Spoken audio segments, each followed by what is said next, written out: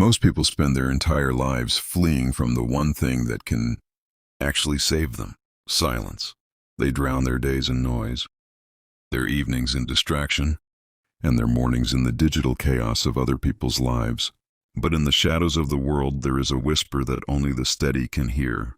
It is the whisper of the ancient masters, a voice that doesn't demand your attention but waits for your surrender. You are here because the noise has become too loud. You are here because you have realized that despite all the talking, nothing is being said. You are tired of reacting to a world that doesn't care about your peace. You are tired of being a spectator in your own mind. The space between who you are and who you want to be is filled with the thoughts you refuse to let go of. We wake up and immediately begin building a prison of expectations. We inherit worries that aren't ours and carry burdens that were never meant for us. The Stoics didn't see life as a series of events to be managed, but as a series of perceptions to be mastered. There is a weight you carry every morning, an invisible pressure to perform, to respond, to be something for everyone else. But what if, for just a few moments, you chose to be nothing? What if you stepped into that neutral space, where the world hasn't claimed you yet? This is the sanctuary of the midnight soul. It is the realization that your power does not come from your ability to influence the world, but from your ability to remain uninfluenced by it. When you speak, you give away a piece of your energy. When you react, you hand over the keys to your fortress.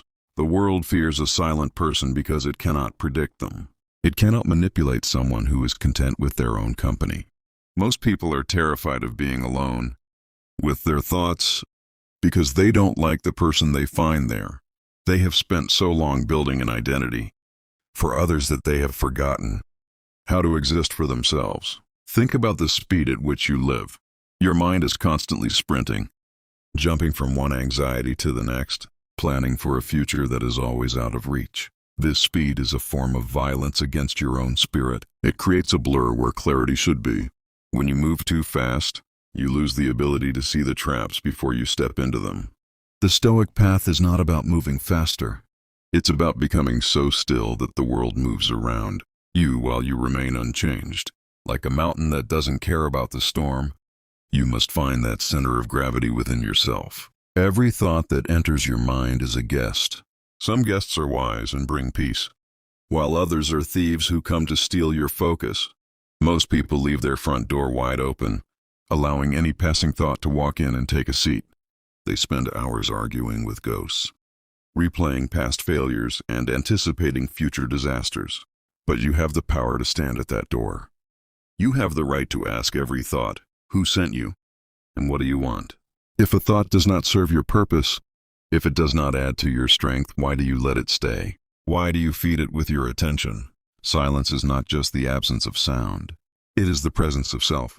In the quiet hours, when the world has stopped asking things of you, you can finally hear the truth. The truth is that you have been looking for validation in all the wrong places. You have been seeking peace in circumstances. But circumstances are like the weather. They change without warning.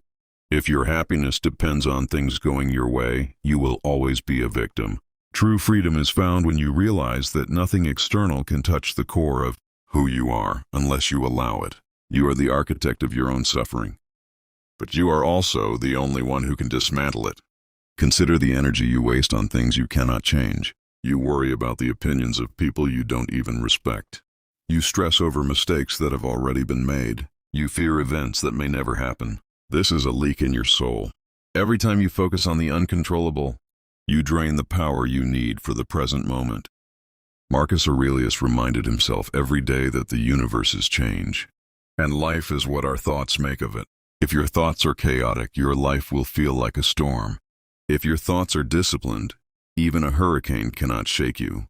There is a deep addiction to being needed, to being involved, to being busy. We use busyness as a shield to avoid the deeper questions of our existence. We fill our schedules so we don't have to face the emptiness of our intentions. But a life without reflection is a life lived in a trance. To wake up is to realize that most of the things you find urgent are actually insignificant. The deadlines, the social obligations, the constant need to be reachable. These are the whispers of a world that wants to keep you distracted. But your soul speaks in a different whisper. It speaks of endurance, of patience, and of a quiet dignity that doesn't need an audience. As the minutes pass, let the tension in your shoulders dissolve. Let the grip you have on your life loosen. You are not responsible for fixing everything. You are not required to have an opinion on every event. There is a profound strength in saying, "I do not know," or "this does not concern me." By narrowing your focus, you increase your power. When you stop trying to be everywhere, you can finally be here. This is the art of subtraction. Stoicism is not about adding more rules to your life. It's about stripping away the illusions until only the essential remains. What remains is your character. It is the only thing that belongs to you entirely. Your wealth can be taken, your health can fail, and your reputation can be destroyed in a second. But your ability to choose your response is yours until your last breath. This is the inner citadel. It is a fortress that no army can conquer. When you realize this, the fear of the world begins to fade. You stop being a beggar for approval and start being a king of your own domain. You realize that you have already been given everything you need to be whole. The darkness is not something to be feared. It is a canvas. In the whispers of the night, you can rebuild yourself. You can look at your flaws without judgment and your strengths without ego. You can admit that you have been small, that you have been reactive, and that you have been afraid. And in that admission, you find the seeds of greatness. A person who is honest with themselves is more powerful than a person who is deceptive with the world. Think about the people who have tried to break you, the insults that stung, the betrayals that burned. In the grand scheme of time, they are nothing more than passing shadows.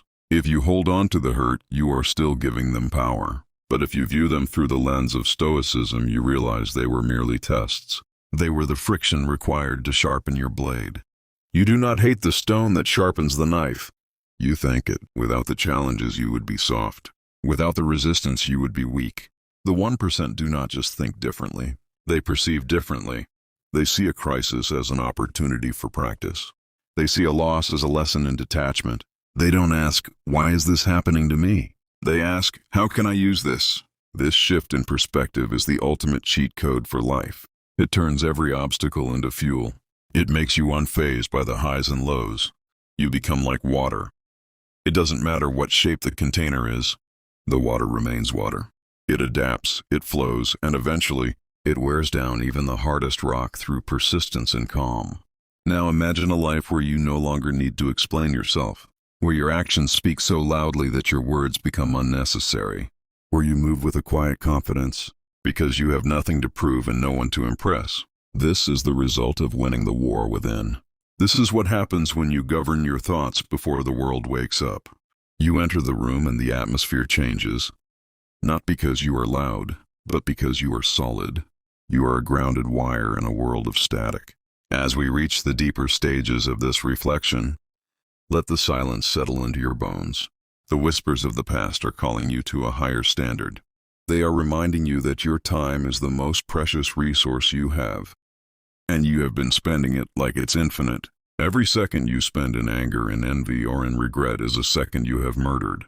You cannot get it back. To live stoically is to live with the constant awareness of your own mortality. Memento mori. Remember that you must die. This isn't morbid. It is the ultimate motivation. It strips away the trivial and highlights the vital. If this were your last day, would you spend it the way you are spending it now? The world will continue to scream. It will continue to demand your outrage and your attention. But you have found a secret door. You have found the Stoic whispers. You know now that the fortress is not a place you go, but a state you maintain. It is built in the early hours, in the moments of choice, and in the refusal to be moved by the superficial. You are the master of your impressions. You are the captain of your soul. Stay in this stillness. Let the echoes of these words become your own internal voice. When the pressure mounts tomorrow, remember the gap.